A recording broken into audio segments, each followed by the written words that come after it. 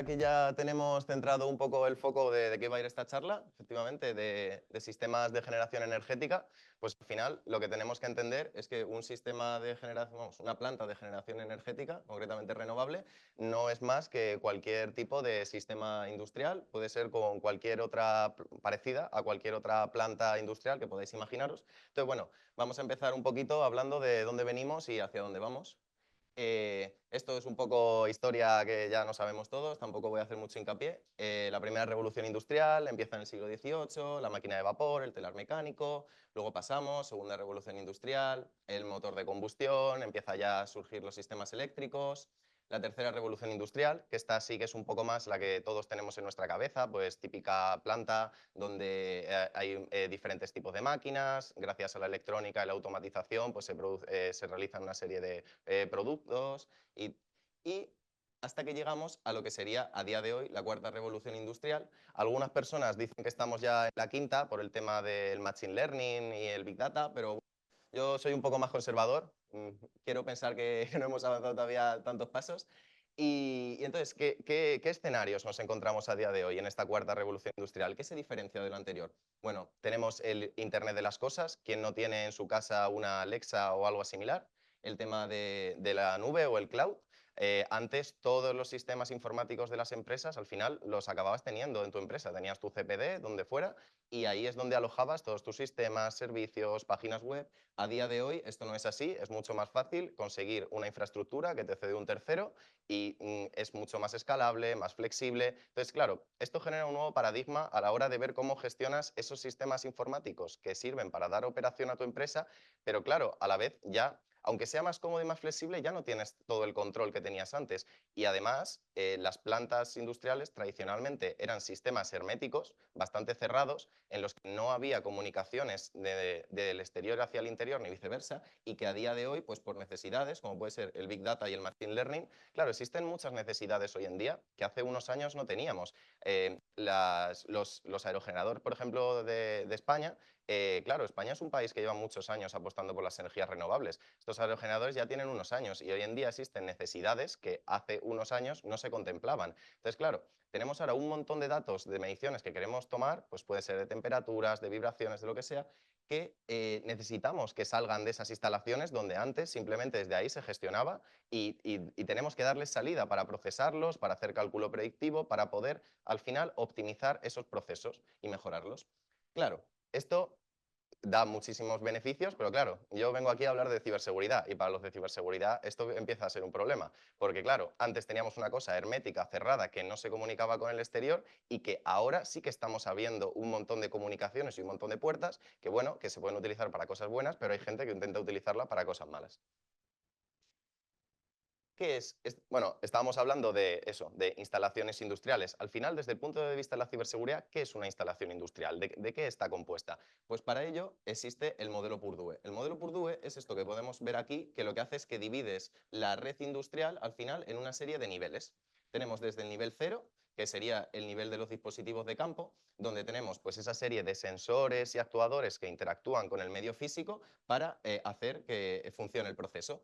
Tenemos el nivel 1, que es el nivel del proceso, donde aquí tenemos ya lo que llamaríamos dispositivos un poquito más inteligentes. Tenemos los PLCs, tenemos las RTUs, que al final contienen esa lógica de programación que a partir de nuestros sensores, de las entradas que van recibiendo esos sensores, van generando con su lógica programable una serie de respuestas que hacen que funcione el proceso de forma correcta. El nivel 2, el nivel de supervisión. El nivel de supervisión es donde tenemos los sistemas SCADA y las interfaces de hombre-máquina, donde al final podemos monitorizar en tiempo real lo que está pasando en nuestra planta, si todos esos procesos están funcionando de forma correcta. Tenemos el nivel 3, que sería el nivel de operación, donde, por ejemplo, tenemos las instalaciones de ingeniería, donde puedes modificar esa lógica de esos PLCs que teníamos en el nivel 1. Voy a dejarme el nivel 3.5 para luego. Luego tenemos lo que sería ya el nivel 4 o 5, aquí hay diferentes formas de llamarlo, a mí me gusta llamarle la red corporativa. Al final es ya eso que ya no está dentro de tu planta, sino es la red de la empresa, donde tienes pues los servidores de correo, el DNS, aquellas aplicaciones web que necesitas. Y entre medias tenemos lo que algunos llaman el nivel 3.5, también conocido como DMZ o zona desmilitarizada, es lo que hace de frontera entre lo que sería el mundo IT y el mundo OT, que son las tecnologías de operación, que es al final en lo que se basan las instalaciones industriales desde el punto de vista de la informática y la ciberseguridad. Este punto frontera, al final, sobre todo, y esto es por definición imprescindible, tiene que estar dividido por dos firewalls. Estos dos firewalls que vemos aquí son lo que dividen ese mundo IT con un firewall por arriba y otro firewall por abajo, que sería nuestra planta. Por eso es esa zona desmilitarizada que tenemos entre medias. Vale, ya tenemos todos claro cómo desde el punto de vista de ciberseguridad se entiende una instalación de generación energética. Ahora, ¿qué amenazas, qué desafíos tienen este tipo de sistemas? Pues el primero, la obsolescencia. A diferencia de otros desarrollos IT, esto no, la esperanza de vida de una planta, por así decirlo, tú cuando haces una obra para hacer una presa hidráulica, esto está pensado para que viva muchos años. ¿Qué pasa? A lo mejor la tecnología punta de hoy, los mejores sistemas operativos, lo que en el momento se está utilizando, dentro de 20 años, cuando esa planta siga funcionando, está obsoleto, ¿no? Lo siguiente. Entonces, claro, tú tienes que ir haciendo un proceso constante de mejora y actualización de esos sistemas, sabiendo que hay sistemas que a lo mejor por compatibilidades con los dispositivos que gestionan ese control de la planta no vas a poder cambiar. Entonces, desde el punto de vista de ciberseguridad, cuando un activo está ya fuera de soporte y el tecnólogo no saca más parches de seguridad, tienes que encargarte de poner una serie de medidas mitigatorias, ya sea por otras vías, poner otra protección de otra forma, sabiendo que esa vulnerabilidad la tienes y que no la puedes parchear, pero es que tienes que protegerla igualmente. Por otro lado, los protocolos de comunicación. Al final, lo que hemos estado hablando, muchas veces estos sistemas industriales no se diseñaron para tener características de ciberseguridad. Muchos protocolos de comunicación dentro de los que se utilizan en el proceso de las plantas no tienen sistemas, o sea, no son protocolos que se puedan cifrar, no son protocolos que utilizan técnicas de autenticación. Entonces, claro, esto puede llevar una serie de configuraciones débiles como pues sistemas de control que a lo mejor tienen una contraseña que se puso en su día y que no se puede modificar, no puedes aplicar políticas de rotado de contraseña. La gestión de los terceros, al final, los dispositivos de la planta industrial que tú estás controlando y securizando no son tuyos. Habrá dispositivos que sean de Siemens, habrá dispositivos que sean de Microsoft y habrá dispositivos de muchas marcas. Las marcas más típicas tecnológicas, informáticas del mundo IT, sí que tienen muy en mente el tema de la seguridad y la ciberseguridad. Pero claro, hay empresas que a lo mejor se dedican a diseñar sistemas de control para las plantas industriales que tú le dices, no, es que necesito aquí que tengas estos criterios de ciberseguridad, que el protocolo esté cifrado tal, y te miran con una cara en plan de, yo hago sistemas de control, a mí no me hables de ciberseguridad. Entonces, claro, ahí existe también esa labor un poco de concienciación, de ir poco a poco negociando hasta qué punto llegamos, cómo lo vamos securizando, ir juntos de la mano avanzando para que todos los sistemas sean seguros. Por no hablar de las nuevas amenazas. Bueno, todos sabemos que a día de hoy la ciberseguridad es parte de, vamos a llamarlo, la guerra híbrida. Hay países que por sus intereses geopolíticos utilizan grupos de ciberdelincuentes para atacar los intereses de otros países o otras empresas que tienen actividad en esos países. Y el sector energético, pues eso además infraestructura crítica. ¿Quién no ha visto, por ejemplo, en guerras recientes atacar mediante ciberataques sistemas de distribución eléctrica?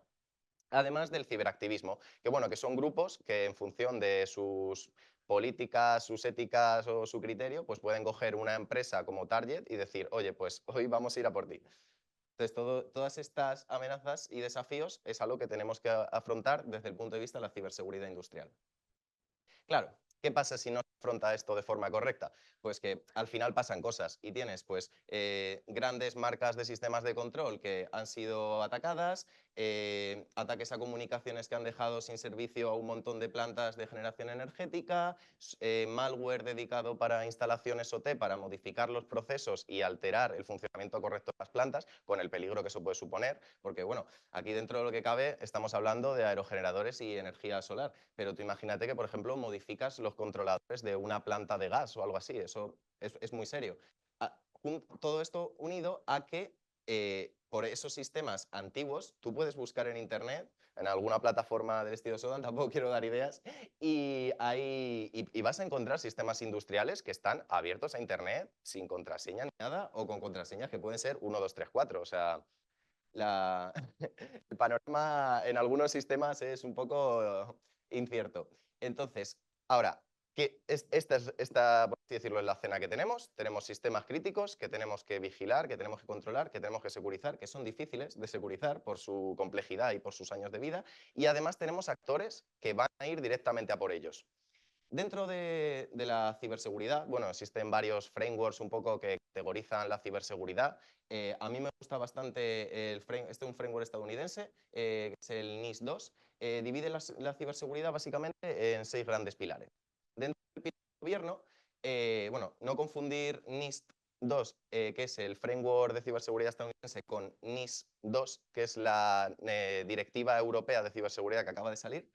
Bueno, dentro de esto, por ejemplo, esta directiva europea, dentro del área del gobierno de la ciberseguridad para las empresas, pues da una serie de pautas a seguir que nos pueden, por ejemplo, ayudar a mejorar la ciberseguridad de nuestra empresa. Esto puede ser fomentar la cultura de ciberseguridad. Es muy importante fomentar la cultura de ciberseguridad en todos los escalones de la empresa. Una cadena es tan resistente como su eslabón más débil. Tú puedes dejarte miles de euros y millones de euros al año en los mejores software de ciberseguridad del mercado y luego alguien clica a un phishing, da sus credenciales o instala un malware en el equipo y puedes tener un incidente igualmente.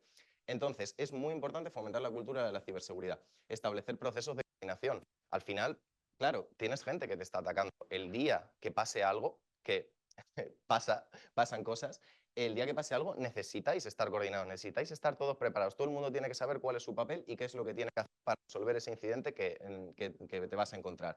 El gobierno de los datos. Hay que aplicar políticas de mínimos privilegios en los datos. No puede ser que todo el mundo en la empresa tenga acceso a todas las bases de datos, a todos los sitios. No, hay que aplicar políticas de mínimos privilegios. Tú podrás tener acceso a aquellas cosas que necesites para tu trabajo diario. Asignación de funciones y responsabilidades. Claro, cuando sobre todo estás en una empresa muy grande, al final tienes muchos sistemas informáticos para muchísimas cosas distribuidos prácticamente a lo largo del globo. Es necesario que la gente sepa, estos sistemas son míos, yo soy el responsable de estos sistemas, de mantenerlos, de actualizarlos y el día que pase algo a estos sistemas, el equipo de ciberseguridad que toque se pondrá en contacto conmigo para que yo les explique cómo funciona esta infraestructura y entre todos poder tener la foto para tomar una serie de decisiones informadas. La gestión de terceros, esto que hemos estado hablando. Al final, hoy en día, en el paradigma que tenemos, las empresas, hay un montón de empresas que hacen servicios para otras. Pues esta empresa te gestiona las copias de seguridad, esta empresa te gestiona el servidor de correo, esta tal. Hay muchísimos incidentes en muchas empresas que no vienen porque la propia empresa lo haya hecho mal, sino que un tercero con el que tienes comunicación ha sido comprometido y a partir de él han conseguido entrar en tu ciberinfraestructura. Y sobre todo la estrategia enfocada al riesgo. Claro, tú imagínate que ahora es una empresa que nunca ha aplicado políticas de ciberseguridad y de repente dices, ¿por dónde empiezo? Pues ahí es donde entra la estrategia enfocada al riesgo. Tú tienes que identificar cuáles son los sistemas críticos de tu empresa que dices, oye, mi empresa no funciona si esto no está funcionando. Pues sabes que ese es uno de tus sistemas críticos. Entonces tienes que analizar el riesgo de que ese sistema deje de funcionar y entonces ahí haces un balance, decir, vale, esto. Luego vamos a ir a por esto. Y así poco a poco y de forma ordenada vas consiguiendo securizar toda tu empresa. La identificación. ¿Qué menos que si vamos a securizar nuestra empresa, saber qué activos tenemos? Os sorprendería la cantidad de empresas que tienen un montón de sistemas distribuidos y que no saben, en plan, este servidor, para qué servía, esta comunicación, con qué se conecta. Entonces, es muy importante una herramienta que haga escaneos de red, que vaya mandando pues, una serie de pins o lo que sea, para identificar aquellos activos que se comunican con tu red, qué versión tienen, si necesitan actualizarse, en esos inventarios también incluyes quién es el propietario del activo. Este proceso tiene que ser continuo. Hay gente que lanza un día un escaneo y dice, ala, ya tengo identificados todos mis ciberactivos. No, esto tiene que ser algo que vaya poco a poco y haciéndose todos los días. La gestión completa del ciclo de vida. ¿Qué pasa si yo ahora adquiero un nuevo servidor, contrato una nueva infraestructura cloud porque quiero gestionar ahí las web de la empresa que antes tenía en otro lado? Tal. Esto a la hora de adquirir ese activo, tienes que securizarlo previamente antes de ponerlo en producción y a su vez, el día que vayas a quitar un activo de tu infraestructura, porque ya esté obsoleto o lo que sea, tienes que asegurarte que ese activo y la información que contiene, sobre todo, se destruya de forma segura. Entonces, todo esto tiene que haber una serie de criterios y procedimientos para poder hacerlo de forma correcta. Y, por supuesto, el proceso continuo de escaneo y parcheo de vulnerabilidades. Hay que estar pendiente de los sistemas. Salen vulnerabilidades nuevas todos los días y hay vulnerabilidades muy críticas. Un despiste puede hacer que te entren. Ahora, ya hemos contado un poco cómo gobernar los activos y cómo identificarlos. ¿Cómo protegemos las cosas? Bueno, a nivel de herramientas de ciberseguridad hay miles de tipos, pero bueno, a nivel industrial voy a que quizás sea lo más, lo más común y a la vez lo más eficaz. Los firewall de nueva generación. Los firewall de hoy en día ya no son simplemente una tabla de reglas donde tú filtras por IP y puertos. Los firewall de nueva generación tienen un montón de capacidades, tienen incluso algunas capacidades quizá un poco más limitadas, pero de IDS, que luego hablaremos de él, y bueno, otra serie de características que hace que al final es lo que está entre tu instalación e Internet. Y es sobre todo lo que más te va a defender. Los agentes EDR y XDR. Es, vamos a decir, la versión vitaminada del antivirus que conocemos todos, que tenemos en nuestro ordenador de casa, que hace desde las cosas básicas de un antivirus, de comprobar las firmas para identificar si un programa es malicioso, hasta algunos tienen unas capacidades de ciberseguridad, a mi opinión, chulísimas, que puedes incluso hacer adquisiciones forenses en remoto de una máquina que piensas que ha sido comprometida por un actor malicioso y, bueno, te guarda la trazabilidad, te correla los eventos de, pues primero se conectaron a esta IP, intentaron sacar esta información, o sea, hacen, vamos, los XDR hacen un poco de todo. Y luego las soluciones Zero Trust. Las soluciones Zero Trust, o sea, hay muchos tipos de soluciones Zero Trust, pero al final es casi como una especie de filosofía de comunicación.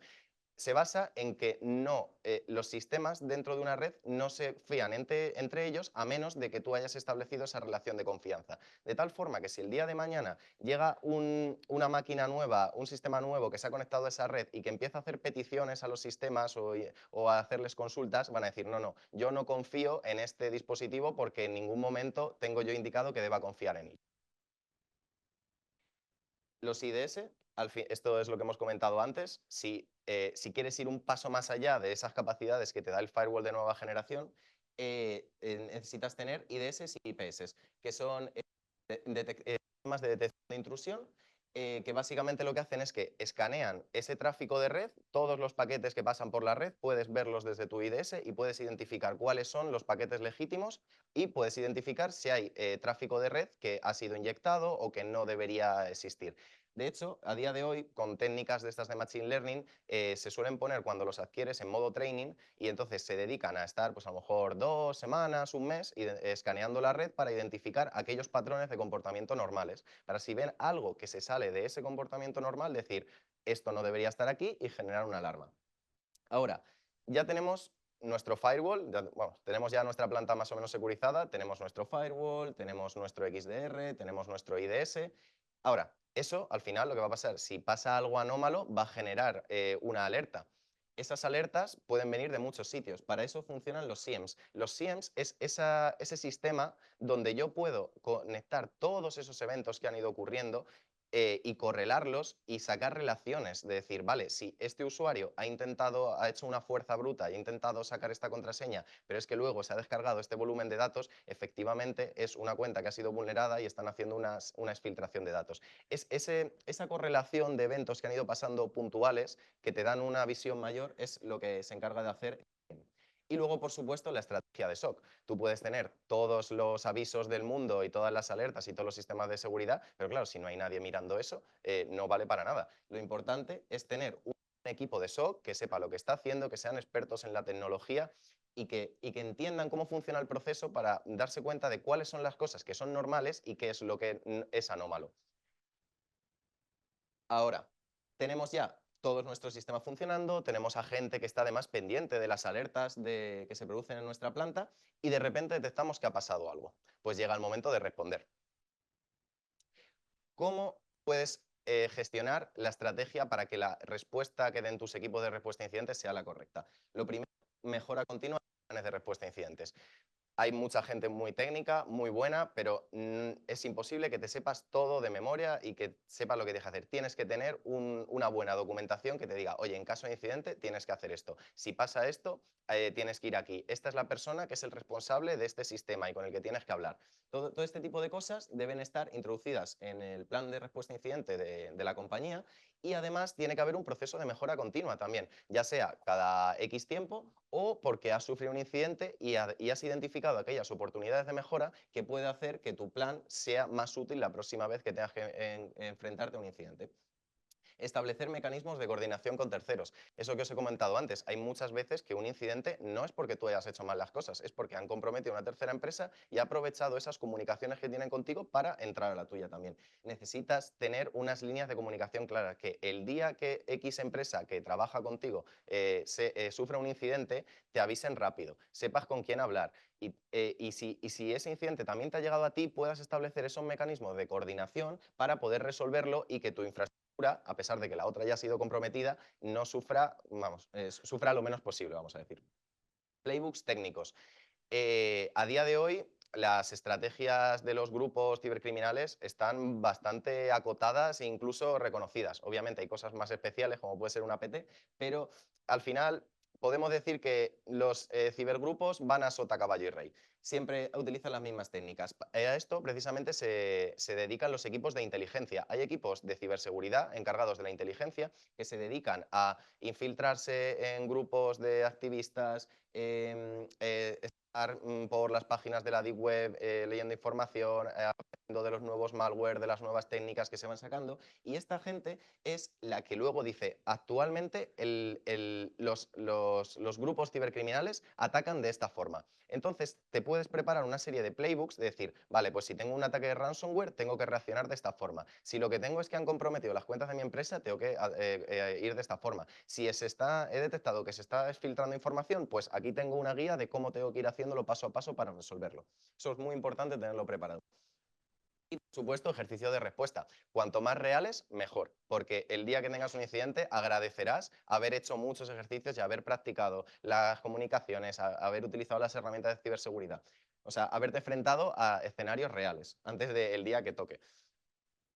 Y, por supuesto, ¿qué pasa si todo esto ha fallado? Han fallado nuestras medidas de ciberseguridad, nuestro equipo de respuesta a incidentes no ha sido capaz de parar el ataque, pues necesitamos tener una buena estrategia de recovery. No, si en algún momento, o sea, hay muchas veces que dentro de ciberseguridad se preguntan, ¿tenéis copias de seguridad? Y dicen, sí, tenemos copias de seguridad. ¿Alguna vez las has probado? ¿Has probado hacer un recovery de todo tu sistema con las copias de seguridad esa que tienes alojadas ahí en la nube de tal? Porque os aviso, no es nada fácil, es bastante complejo. Entonces, para el día que pase hay que hacer ejercicio de recuperación. Tienes que simular que tuvieras que recuperar toda tu infraestructura entera. Estas copias, además, no vale que yo tenga una copia de seguridad que haya sido de hace 2 años. Es importante que estas copias de seguridad sean automatizadas y periódicas. Además, tienen que estar cifradas, porque si la copia de seguridad no está cifrada, cualquiera podría modificarla, incluso te podrían añadir malware en esa copia de seguridad de la cual tú dices, "Buah, aquí esto es lo que yo confío, esto está limpio". Y cuando lo vuelves a instalar, pues tienes otro incidente. Y que estas copias estén redundadas. Los ciberatacantes no son tontos precisamente, y el día que ataquen y entren en vuestra infraestructura, lo primero que van a hacer es ir a por las copias de seguridad, porque es donde más duele, no puedes recuperarte si te las han comprometido. Entonces, necesitas tener varias versiones de las copias de seguridad. Si además esas versiones de las copias de seguridad se encuentran aisladas en otra red totalmente distinta que no tiene comunicación, todavía mejor. Es lo que llamamos copias en frío. Y luego, bueno, a día de hoy existen soluciones de backup bastante interesantes que antes de hacer la copia de seguridad, pues hacen una serie de análisis parecido a lo que hace un EDR, un XDR. También hacen cálculos de entropía en el formato de los archivos para ver si un archivo ha sido cifrado, porque claro, al final cuando tú cifras algo, lo cifras de forma aleatoria. Entonces, la entropía del archivo es mucho más alta que de un archivo normal. Y bueno, una serie de técnicas y tal que pueden ayudarte a que el día que tú hagas una copia de seguridad no la hagas de un sistema que ya está infectado previamente. Bueno, estas serían las estrategias de seguridad para defender nuestras infraestructuras de generación renovable. Y nada, pues preguntas. Sí.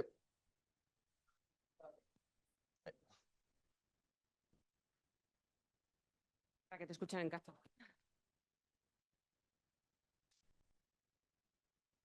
Hola, encantado, Buenas. yo soy Fabrizio, un gusto, un placer escucharte.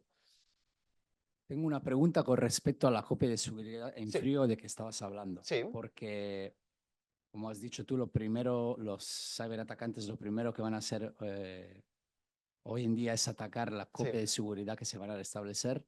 Cuando mi pregunta enfocada en cuáles son las estrategias de las empresas de hacer copia de seguridad en frío, por ejemplo, en cloud con multiproveedores. Si cada vez están Mm, enfocados en esta dirección o si hay otros tipos de técnicas de Vale, copias de seguridad en sí. frío y cómo la mayoría de las empresas de energías renovables, Mm. eh, qué tipo de estrategia siguen. Vale. Hay, Gracias. Gracias. sí, hay diferentes estrategias. Tradicionalmente en el mundo IT, el tema del cloud, por ejemplo, yo diría que es una de las mejores soluciones porque puedes coger la misma infraestructura, replicarla todas las veces que quieras, incluso puedes montar, lo puedes montar en clúster y dices, se enchufo de aquí y cojo esta copia o si esta también ha sido corrompida, pues en el momento hago ese cambio y es bastante cómodo.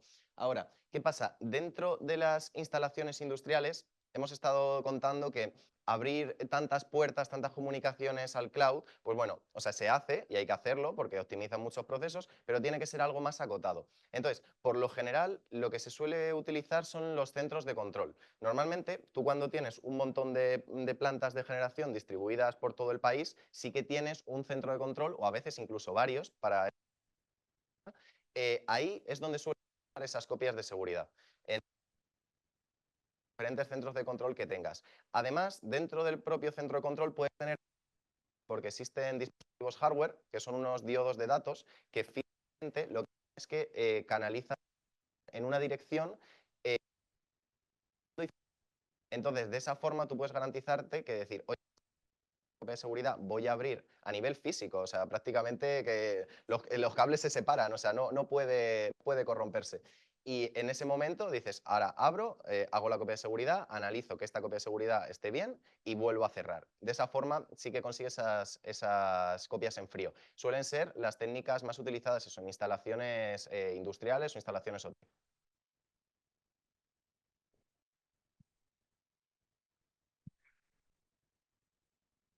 Hola, buenas. Yo Buenas. soy Álvaro Morales. El caso es, has hablado mucho de técnicas para análisis y para identificación de vulnerabilidades y demás. Sí.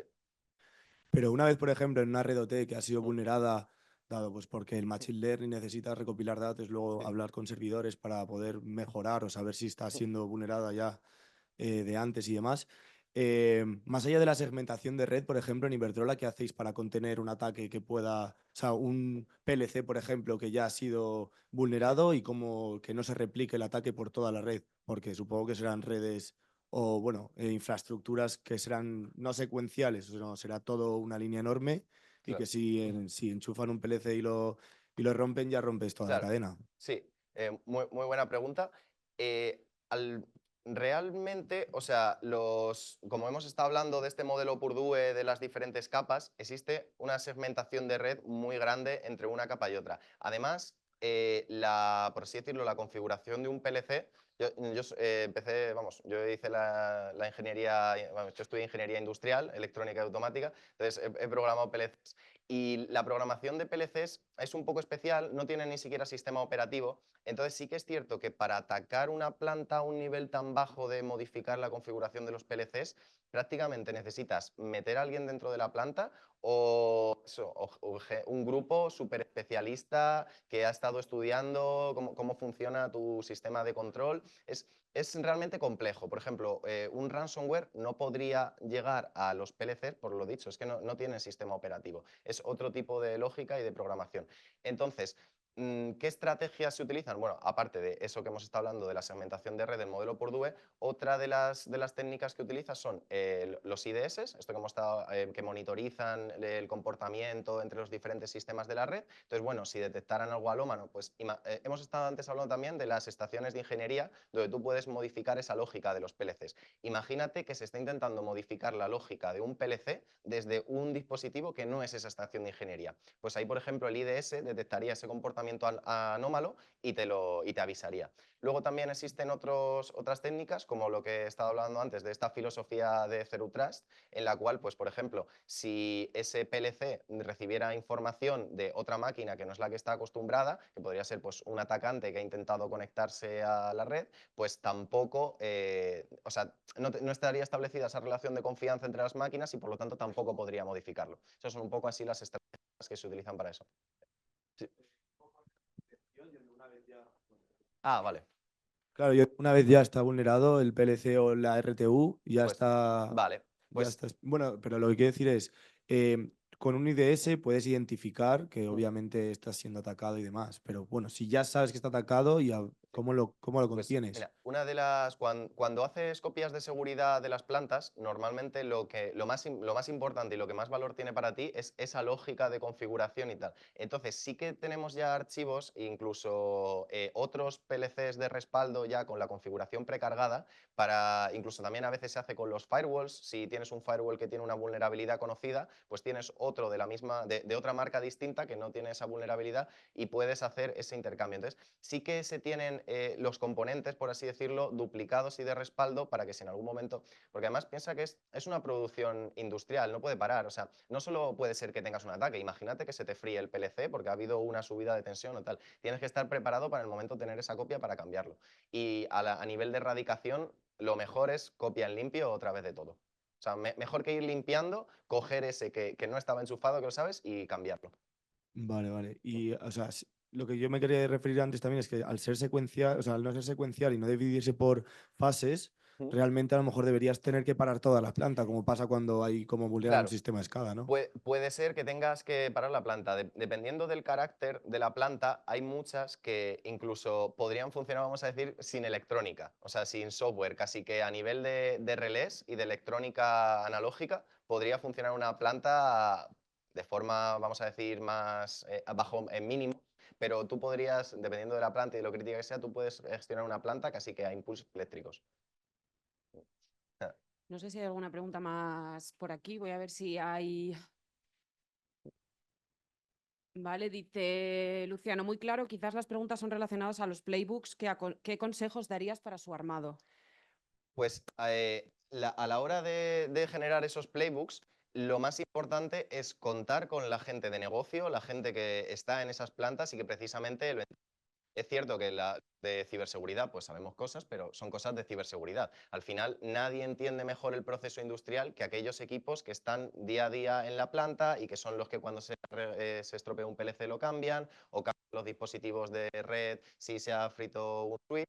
Entonces, esa gente es la que de verdad conoce cómo funciona, vamos a decir, las tripas de la instalación, y la forma de hacer los playbooks es que una persona de ciberseguridad con su enfoque de ciberseguridad se vaya manteniendo reuniones con la gente que de verdad sabe cómo funciona ese proceso de producción y entre todos ponerlo en común para saber qué es lo que habría que hacer. Tú les vas planteando escenarios. Pues, oye, imagínate, tú que sabes de ciberseguridad, dices, si tuviéramos un ransomware, los dispositivos con sistema operativo, como donde alojan el SCADA, dejarían de funcionar. Entonces vas al técnico de la planta y le dices, oye, ¿habéis tenido algún día un problema en el que el SCADA ha dejado de funcionar? Sí, vale. ¿Y qué habéis hecho? ¿Cómo lo habéis arreglado? Pues eso es lo que vas poco a poco poniendo en el playbook y generando. Genial, pues no puedo añadir casi nada, la verdad. No sé si tenéis alguna pregunta más. Ah, sí, más preguntas. Voy.